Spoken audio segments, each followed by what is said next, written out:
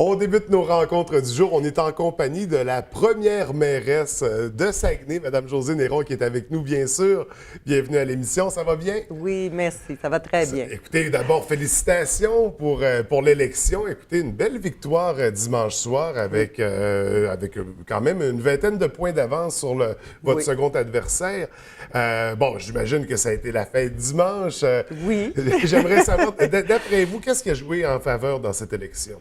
Je pense que le fait qu'on ait pris le temps pendant les 4 dernières années d'aller voir les gens, d'aller les consulter pour présenter un programme qui couvrait l'ensemble des compétences d'une ville, le fait que c'est sûr que j'ai été la seule candidate qui siégeait au sein du conseil municipal pendant les 4 années, alors les gens ont pu me voir et je dirais même me découvrir à travers la campagne électorale parce que veut pas, les débats,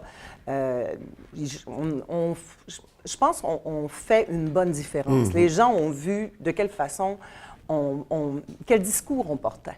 Est-ce que c'était un discours positif, un discours rassembleur ou plutôt un discours d'attaque, de dénigrement? Ça, je pense que les gens en veulent plus. Les gens veulent mettre ça derrière. Les gens veulent de leur mairesse et je dirais de leur élu, des gens qui sont à leur écoute, des gens qui voient la ville, des visionnaires, des gens positifs, des gens qui veulent justement que les choses fonctionnent, mais avec les gens. Les gens également qui veulent être vrais, des gens qui veulent de la transparence, des gens qui se disent, c'est exactement ce que notre programme offrait, c'est de l'argent public, c'est pas mon argent. Ces gens-là, ils ont le droit de savoir ce qu'on fait avec, ils veulent le savoir et s'ils veulent le savoir, bien, c'est mon devoir de leur dire. Oui, tout à fait.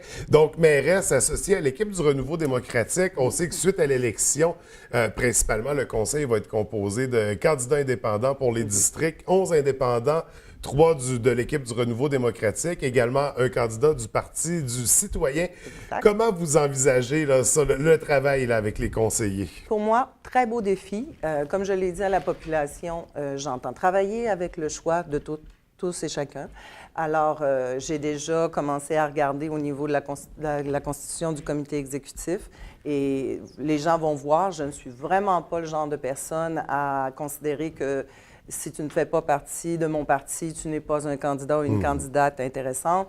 On va vraiment utiliser le maximum des compétences, de l'expérience de chacun. C'est d'ailleurs ce que tout le monde veut. Hein? Les gens qui se présentent en politique, c'est pour aider, c'est pour servir et c'est dans ce sens-là qu'on va faire nos choix. On sait que pendant la campagne, il y a beaucoup été question du pouvoir aux arrondissements. J'aimerais savoir, c'était quoi votre vision exactement? Qu'est-ce que vous voulez amener au niveau des arrondissements? Les choses vont vraiment changer. La population va nous voir travailler, puis des choses qu'elle n'a pas vues là, depuis 20 ans, là, que c'était quand même carrément disparu du calendrier. En ce moment, vous le savez, on est entré hier avec le comité de transition. Oui, d'ailleurs, on y reviendra. Oui, on est en train de préparer l'accueil du nouveau conseil. Donc, il va y avoir, j'ai demandé au directeur général, parce que j'avais déjà rencontré le directeur général la semaine passée, en vue d'une potentielle victoire, qu'est-ce qu'on faisait le 6 novembre, parce qu'il fallait commencer à y penser. Donc, il va y avoir des réunions de travail. Je lui ai dit que dès la sermentation est lundi prochain, dès que la sermentation est faite, je veux qu'on prévoie, on est en train de le prévoir, des rencontres pour commencer à travailler sur le budget. Fini le temps où on recevait le budget une demi-heure avant d'aller le voter. Les gens vont faire ce que la loi nous demande de faire, c'est-à-dire d'aider à la préparation du budget. Il va y avoir des rencontres 2 fois par mois, des rencontres de travail, et ça va être tout le monde qui va travailler ensemble. On va déterminer qu'est-ce qu'on veut comme ville ensemble, mais ensuite, le travail va descendre dans les arrondissements et c'est les arrondissements qui vont opérer chacun selon les particularités de chacun des arrondissements. Les gens vont avoir le mandat de faire en sorte que ça opère, mais près des gens, on veut conserver les services de proximité. Donc, ça sera certainement très intéressant. On parlait du comité de transition parce qu'hier, l'arrivée à l'Hôtel de Ville a été très remarquée. Des personnalités fortes qui vous accompagnaient, mais une qui a ressorti du lot, bien sûr, le candidat à la mairie, Arthur Gobeil, qui s'est joint à votre comité de transition. Parlez-moi-en, pourquoi vous avez recruté M. Gobeil? Je tiens, à tout premier lieu, je tiens à dire à la population que Arthur et moi, on s'est parlé lundi matin. Donc, j'attendais que les élections aient eu lieu avant de commencer à faire des approches. je me disais, bon, on respectera le choix de la population et ensuite on avisera. Donc, mais c'est sûr qu'on s'était jasé. Je vous dirais qu'à travers les élections, les 4 candidats, on s'est jasé. Parce qu'il y a des liens qui se créent quand même là, oui, pendant la M. Gobeil, c'est un campagne. monsieur que je respecte beaucoup, que je respectais beaucoup. Alors, pour moi, je le voyais comme quelqu'un avec son expérience, avec ses compétences, quelqu'un qui pouvait m'aider dans la transition, et on verra s'il y aura des mandats ultérieurs. Mais pour la transition, pour moi, c'était quelqu'un que je voyais de très intéressant. Donc, je l'ai invité et je suis très heureuse, il a accepté.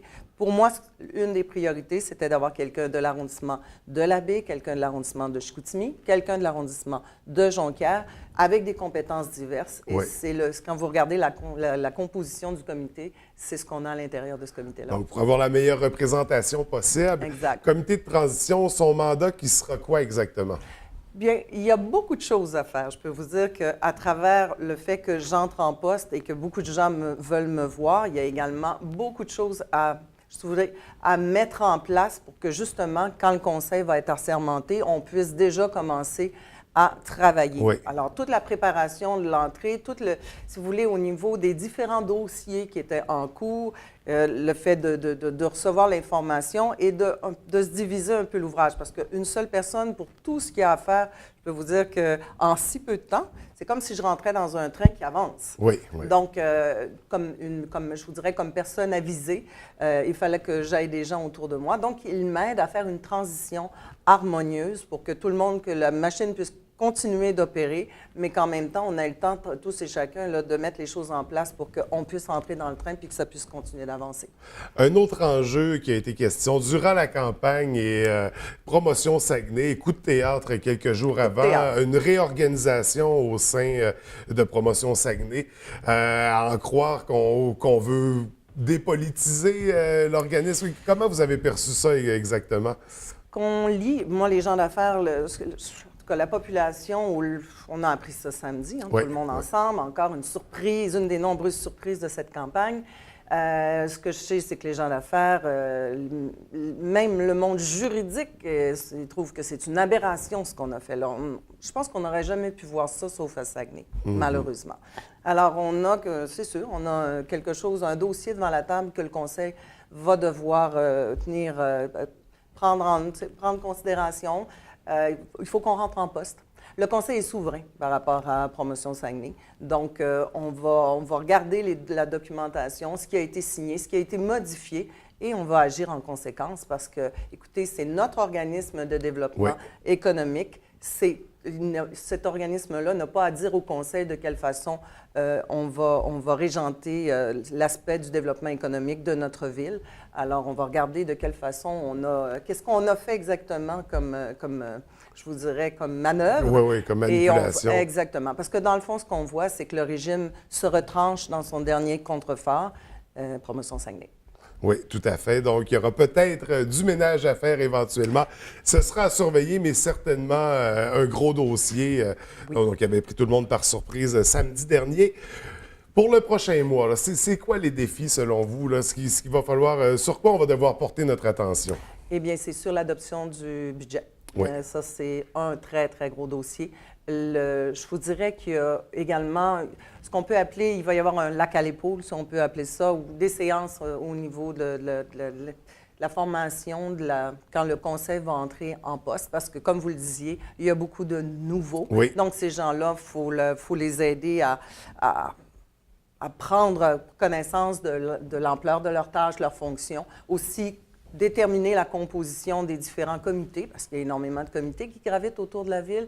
Alors, on parlait du comité exécutif, mais vous avez aussi le CAGU, vous avez le CCU, vous avez la commission de loisirs, sport. Alors, il y a une foule de comités. Il faut aider ces gens-là à entrer dans leurs fonctions. Il faut aussi commencer on a des séances de travail qu'on va avoir à commencer. Il faut apprendre à travailler ensemble. Mais pour moi, c'est un très beau défi. Je suis une personne d'équipe. Je suis une personne qui est, je vous dirais, rassembleuse. Et pour moi, là, c'est quelque chose qui me donne de l'énergie. Le défi que la population m'a donné, en passant, Je vous remercie de m'avoir fait confiance. Vous pouvez être sûr, je ne vous décevrai pas. Et c'est ça. Alors, la vie a changé depuis dimanche soir, mais je pense que je regarde ce qui est à faire. Oui, c'est beaucoup de travail, mais je me suis engagée à faire une différence. Et avec l'équipe autour de moi, j'entends opérer avec le choix de la population. Puis pour moi, bien, ça va de soi. Donc, on surveillera ces changements de très près. On rappelle l'assermentation qui est lundi prochain. Lundi prochain. On surveille le budget pour le prochain mois. Également, premier grand conseil qui aura certainement lieu le mois prochain. Oui, malheureusement, le premier conseil va devoir encore être à midi, puisque une ville fonctionne par résolution. OK? Alors, au premier grand conseil, il va y avoir une résolution pour ramener les conseils le soir à 7 heures. Et là, l'horaire va être établi à partir de là. Et est-ce qu'on conserve la prière avant le conseil? La prière est déjà... c'est déjà éliminé? C'est déjà terminé. OK, c'est bon. Le procès avait été perdu. Oui, c'est vrai, c'est bien vrai, mais je croyais qu'il y avait quand même... Donc, écoutez, on va surveiller tout ça de très près. On va se revoir certainement d'ici le prochain grand conseil. Du moins, on va surveiller tous les dossiers. Et écoutez, Mme Néron, encore une fois, félicitations. Merci. Merci beaucoup, au plaisir de vous revoir. Merci beaucoup. Bonne journée. Bonne journée.